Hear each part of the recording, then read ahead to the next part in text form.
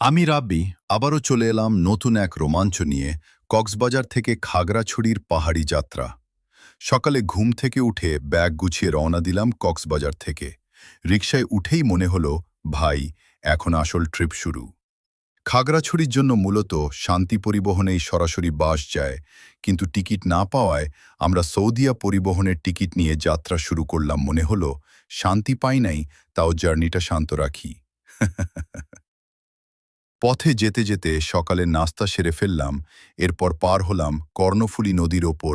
সেই সুন্দর ব্রিজটা, গাড়ি যখন ব্রিজের ওপর দিয়ে যাচ্ছিল মনে হচ্ছিল আমি যেন একদম পোস্টকার্ডের ভেতর দিয়ে যাচ্ছি। ব্রিজ পার হওয়ার পর জানলা দিয়ে তাকাতেই পুরো দৃশ্যটা বদলে গেল।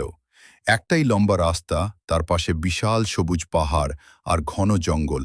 সব মিলিয়ে মনে হচ্ছিল আমি কোনো সিনেমার ভেতর দিয়ে যাচ্ছি।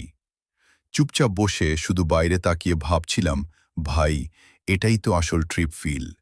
পাহাড়ি পথে যেতে যেতেই হঠাৎ রাস্তায় চোখে পড়ল বিশাল এক লাইন মোটরসাইকেল। তেল নেওয়ার জন্য লম্বা লাইন, কিন্তু তেল যেন গায়ে জ্যাকে।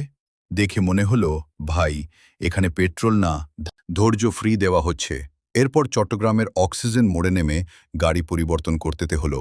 সেখান থেকে আরেকটা গাড়ি নিয়ে আবার পাহাড়ি পথে রওনা দিলাম খাগড়াছড়ির দিকে। মনে হচ্ছিল, ভাই, জার্নি না, গাড়ি বদল এক্সাম চলছে। পাহাড়ি রাস্তায় উঠতেই শুরু হলো আসল সৌন্দর্য। সবুজ পাহাড়, বাঁকানো রাস্তা আর ঠান্ডা বাতাস, সব মিলিয়ে মন একদম ফ্রেশ। শেষে পৌঁছে গেলাম খাগড়াছড়ি। চেক ইন করলাম হোটেল অরণ্য বিলাস। রুম দেখে মনে হলো এটা হোটেল না, পাহাড়ের শান্তির ঘর। দুপুরে একটু ফ্রেশ হয়ে ঘুম দিলাম। ঘুম থেকে উঠে বিকেলে বের হয়ে পড়লাম ঘুরতে চাঁদের গাড়ি নিয়ে। রওনা দিলাম। গাড়িতে উঠেই সোজা ছাদের ওপর বসে গেলাম। উপর থেকে পাহাড়ের সেই আঁকাবাঁকা রাস্তা দেখে মনে হচ্ছিল, ভাই, এটা রাস্তা না, লাইভ সিনেমা চলছে। সবুজ পাহাড়, ঠান্ডা বাতাস আর মোচড়ানো রাস্তা, সব মিলিয়ে একদম জোস ফিল। প্রথমে গেলাম আলুটিলা।